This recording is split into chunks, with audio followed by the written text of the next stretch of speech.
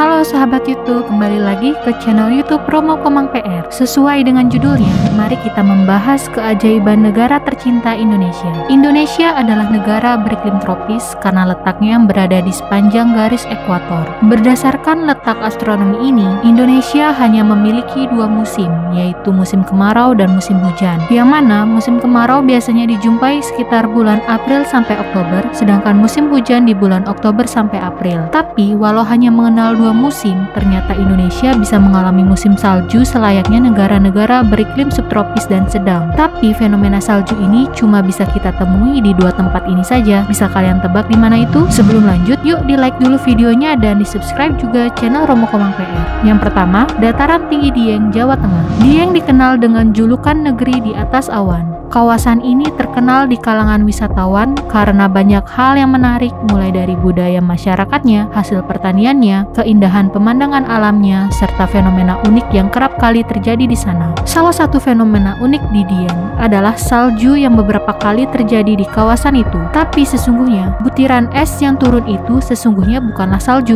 melainkan embun es. Meski bentuknya mirip salju, namun frost atau embun es ini memiliki perbedaan dengan salju di Eropa. Beda es dengan salju terletak pada bagaimana proses air membeku menjadi bentuk padat. Prosesnya sangat berbeda dari salju yang biasa turun di negara dengan 4 musim. Salju terbentuk akibat reaksi pendinginan antara uap air yang terbawa angin dingin pada musim dingin. Maka dari itu, uap air yang ada di ketinggian atmosfer itu membeku karena hembusan angin dingin lalu jatuh ke permukaan bumi sebagai salju. Sedangkan fenomena yang ada di Dieng adalah embun pagi yang membeku. Walaupun ada perbedaan, namun jika dilihat dari fisiknya, keduanya terlihat serupa. Walaupun terkesan aneh, tapi menurut ahli geofisika, fenomena seperti ini wajar terjadi pada wilayah yang memiliki ketinggian di atas 2000 meter di atas permukaan laut. Kedatangan embun es ini sulit diprediksi, biasanya berkisar di bulan Mei sampai Agustus, yang notabene adalah musim kemarau. Semakin unik kan, fenomena embun es di Dieng terjadi karena molekul udara di dataran tinggi lebih cepat mengalami pendinginan dibandingkan dengan di dataran rendah,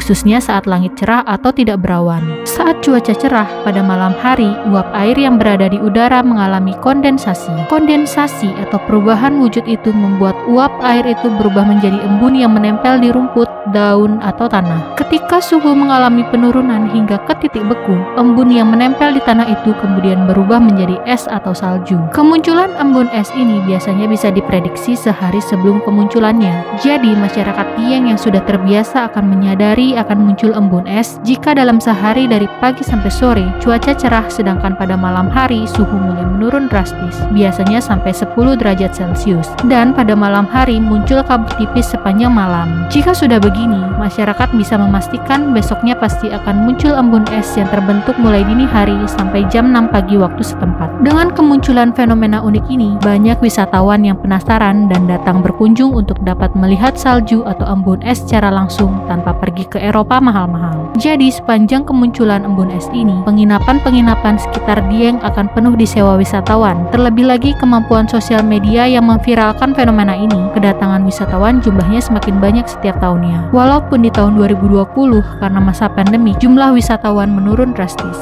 Walaupun kehadiran embun es ditunggu-tunggu, selayaknya pisau bermata dua, berbeda dengan para petani setempat yang tidak mengharapkannya. Embun es yang menutup perkebunan mereka justru merusak tanaman mereka sehingga berpotensi gagal panen dan kerugian yang besar. Walaupun terlihat indah, embun es itu bisa membuat tanaman yang terkena akan layu dan menguning setelah es tersebut mencair. Tanaman dalam tanah seperti kentang juga rentan busuk, sehingga petani di sana menyebut embun es ini dengan bun upas atau embun beracun. Kedua, Puncak Jaya di Pegunungan Jayawijaya, Papua. Puncak Jaya adalah puncak tertinggi Gunung Jayawijaya atau Gunung Kartens dengan ketinggian 4.884 meter di atas permukaan laut, menjadikan Puncak Jaya adalah gunung tertinggi di Indonesia. Puncak Jaya dinamai Kartens Pyramid setelah penjelajah Belanda Jan Cartenson yang merupakan orang Eropa pertama yang melihat gletser di puncak gunung pada pagi yang cerah dan langka pada tahun 1623. Cartens diejek di Eropa ketika dia mengatakan dia telah melihat salju di dekat Khatulistiwa. Akses ke puncak membutuhkan izin pemerintah. Gunung ini ditutup untuk wisatawan dan pendaki. mendaki antara 1995 dan 2005. Pada 2006, akses dimungkinkan melalui berbagai agen pariwisata petualangan. Keunikan yang terjadi ini menjadikan Puncak Jaya dijuluki dengan salju abadi.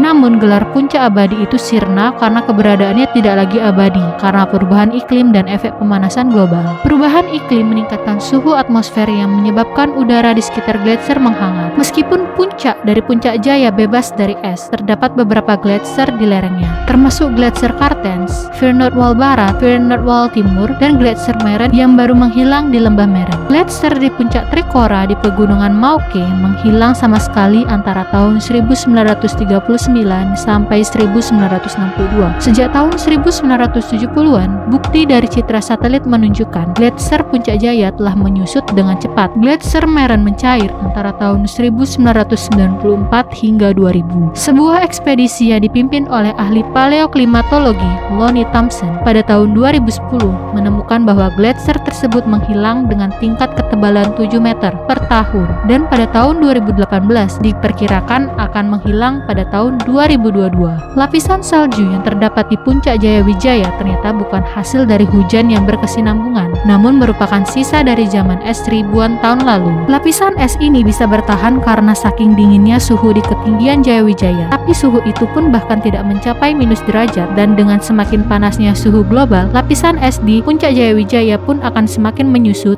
dan lapisan ini bisa saja akan lenyap tidak lama lagi. Selama 8 tahun terakhir, tim BMKG mengamati tutupan es di Puncak Jaya Wijaya menyusut drastis dari tahun ke tahun. Tidak hanya panas yang terjadi karena pemanasan global, melelehnya lapisan es pada Puncak Jaya Wijaya ini terjadi karena curah hujan yang tinggi. Tereksposnya bebatuan di sekitar lapisan es juga merupakan salah satu faktor melelehnya lapisan es tersebut. Dengan perhitungan regresi melalui data model perakiraan suhu, tutupan es di Puncak Jaya diperkirakan habis pada 2022 mendatang. Tapi, apa boleh dikata, pemanasan global sudah terjadi. Salju abadi kelak akan tinggal kenangan dan sejarah. Jika saja kita dapat hidup ramah dengan lingkungan, bisa saja kita dapat mempertahankan keberadaan keunikan salju abadi ini. Sekian dulu teman-teman untuk wisata salju di Indonesia. Semoga nanti kita bisa main ke salah satu tempat ini ya. Khusus untuk ke Puncak Jaya Wijaya, harus nabung dulu ya dari sekarang karena biaya akomodasi ke sana yang cukup mahal. Setidaknya merogoh kocek minimal 55 juta per orang. Untuk sampai ke puncaknya menghabiskan waktu mendaki selama 7 hari.